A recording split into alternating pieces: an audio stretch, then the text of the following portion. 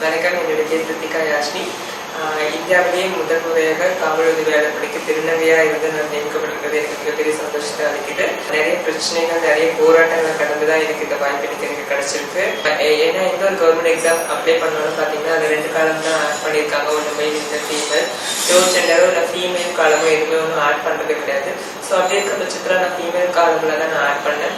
So என்னோட certificates எல்லாம் ஓன்லைன்ல இருந்ததுனால ஃபர்ஸ்ட் என்னோட அப்ளிகேஷன் ரிஜெக்ட் பண்ணாங்க. தென் அதுக்கப்புறம் அந்த நேம் சேஞ்சுக்கும் அந்த ரிட்டன் எக்ஸாமுக்கு எழுதுறதுக்கும் போர்ட்ல கேஸ் ஃபைல் பண்ணி தான் எனக்கு எழுத முடிஞ்சது. அந்த எக்ஸாம் எழுதி முடிச்சதுக்கு அப்புறம் பாத்தீங்கன்னா கட் ஆஃப் மார்க் மென்ஷன் பண்ணாம என்ன ரிஜெக்ட் பண்ணாங்க.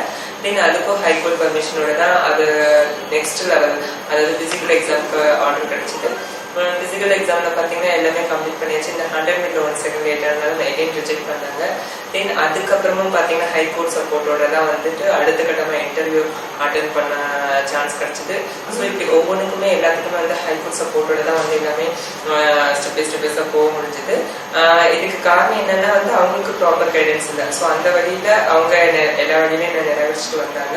இப்போ வந்து கரெக்டாக பாத்தீங்கன்னா இந்த குரூப் எக்ஸாமுக்கு வந்து 3ஆம் பாலினம் சொல்லிட்டு ஒரு காலம் ஆட் பண்ணியிருக்காங்க. எல்லா கவர்மெண்ட் ஜாப் செக்டர்ஸ் வந்து 3rd காலம்னு ஒன்று ஆட் பண்ணணும். அதாவது டிரான்ஸ்ஜெண்டர்ஸ்க்கும் சொல்லி ஒரு காலம் ஆட் பண்ணணும். இந்த காலமல் ஆட் பண்றது முக்கியம் கிடையாது.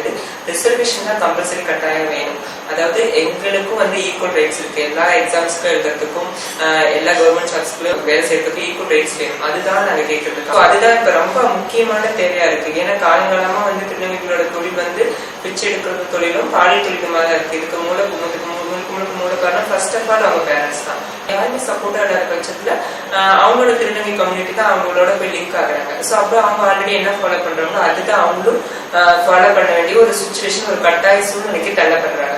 ஸோ இதை மாத்தணும்னா ஃபர்ஸ்ட் பேரண்ட்ஸ் சப்போர்ட் பண்ணணும். ஸோ பேரண்ட்ஸ் ஃபர்ஸ்ட் சப்போர்ட் பண்ணா இந்த சொசைட்டி அவங்கள அவாய்ட் பண்றது, நெக்லெக்ட் பண்றது நிறுத்தணும். ஸோ இந்த சொசைட்டியோட வியூவை மாத்தினா அவங்களுக்கு வந்து நார்மலான ஜாப் கிடைக்கும், சராசரியான வாழ்க்கைக்கான ஏதுவான சூழ்நிலை அமைக்கணும். இந்த ஏதுவான சூழ்நிலை மாறினா அவங்களுக்கு ரிசர்வேஷன் வேணும். ஸோ இதெல்லாம் வந்தாதான் அது பாசிபிள் ஆகும். ஸோ ரிசர்வேஷன் வந்து கம்பல்சரி வந்து டிரான்ஸ்ஜெண்டர்ஸ்க்கு வேணும்.